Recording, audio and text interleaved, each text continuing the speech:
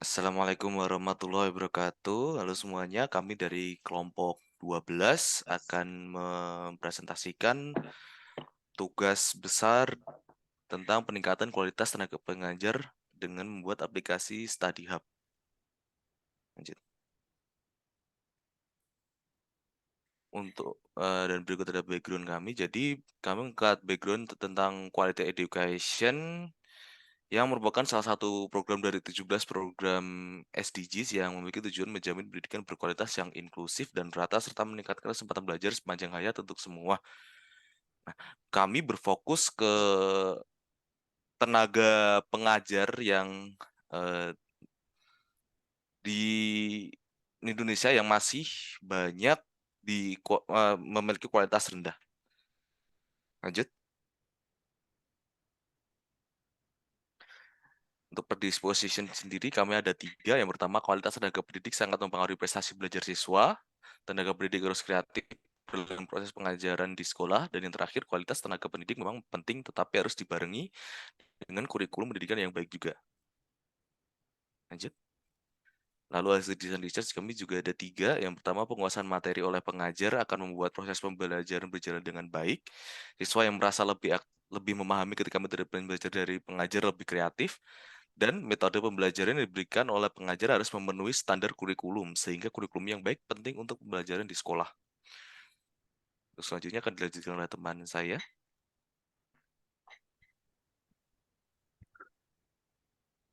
Untuk insight ada 3 poin, yaitu pertama, penguasaan materi oleh pengajar memberikan banyak sekali dampak positif proses pembelajaran.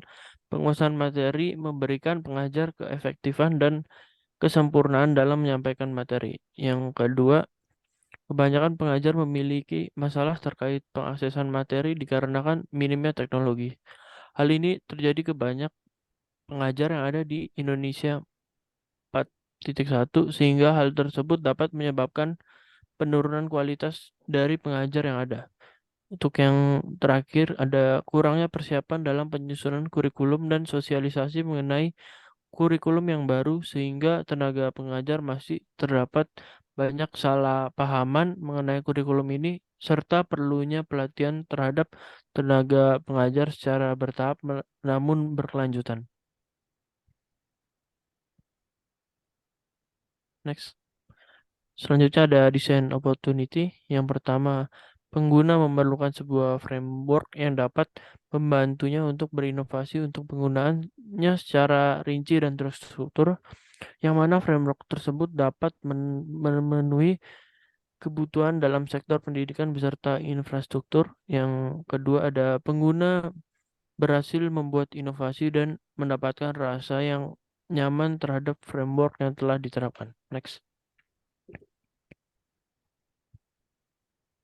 Konsep pertama yaitu memberikan tes secara rutin untuk pengajar setelah diberikan pelatihan. Tes ini dilakukan secara online setelah pelatihan untuk pengajar sebagai pedoman minat dan keahlian pengajar. Untuk gambarannya bisa dilihat sendiri. Next. Konsep kedua, memberikan video dan buku penunjang pembelajaran. Materi yang berbentuk video dan e-book dapat dimanfaatkan oleh tenaga pengajar untuk mempelajari materi. Gambarannya bisa dilihat sendiri. Selanjutnya akan dijelaskan oleh teman saya. Selanjutnya merupakan hasil dari pengujian konsep yang telah kami lakukan pada beberapa partisipan. Ada 6 parameter yang kami lakukan pengetesan berdasarkan dari metode UEKI. Yang pertama ada attractiveness, hasilnya adalah kesan keseluruhan dari partisipan. Dari kuesioner tersebut menunjukkan bahwa partisipan cukup menyukai desain konsep. Untuk perspicuity, partisipan dapat dengan mudah memahami dan dengan cepat terbiasa dengan konsep yang dibuat. Kemudian, efisiensi, partisipan dapat menyelesaikan beberapa fitur yang terdapat pada produk tanpa usaha lebih. Selanjutnya ada dependability, di mana partisipan merasa memiliki kendali terhadap produk dan terjamin keamanannya ketika melakukan interaksi. Selanjutnya ada stimulation, partisipan merasa cukup termotivasi ketika menggunakan aplikasi. Yang selanjutnya ada novelty, desain dari konsep terlihat cukup kreatif dan menarik minat partisipan. Selanjutnya akan dilakukan demo prototipe oleh teman saya.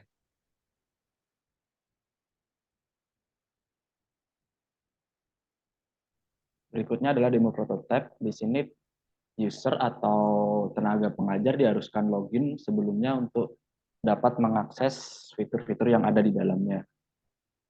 Setelah button login diklik akan mengarahkan ke homepage menu yang berisikan buku, teks, sama forum. Di sini user juga dapat membuka fitur assessment yang seperti ini, yang ada isian pertanyaan dan waktu untuk mengerjakan assessment.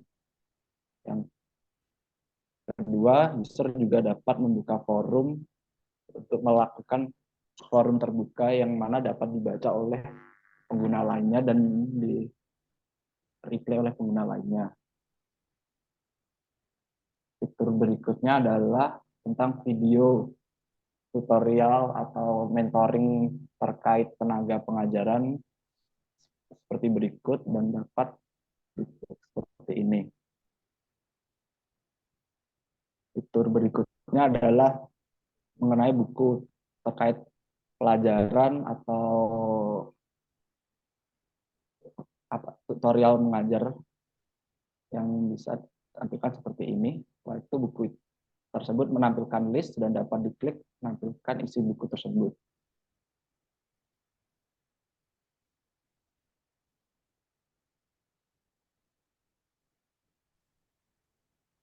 Berikutnya adalah penilaian partisipan. Didapatkan penilaian sebagai berikut setelah mengirimkan form untuk beberapa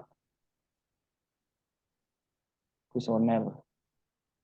Didapatkan 8 partisipan dengan nilai sebagai berikut dan kritik dan saran. Untuk rata-rata penilaian pada total rata-rata pada daya tarik mendapatkan nilai 4,8, kejelasan dapat nilai 5,6, untuk efisiensi mendapatkan 4,7, dan ketetapan mendapatkan 4,75, stimulasi mendapatkan 47,5, dan kebaruan mendapatkan 4,75.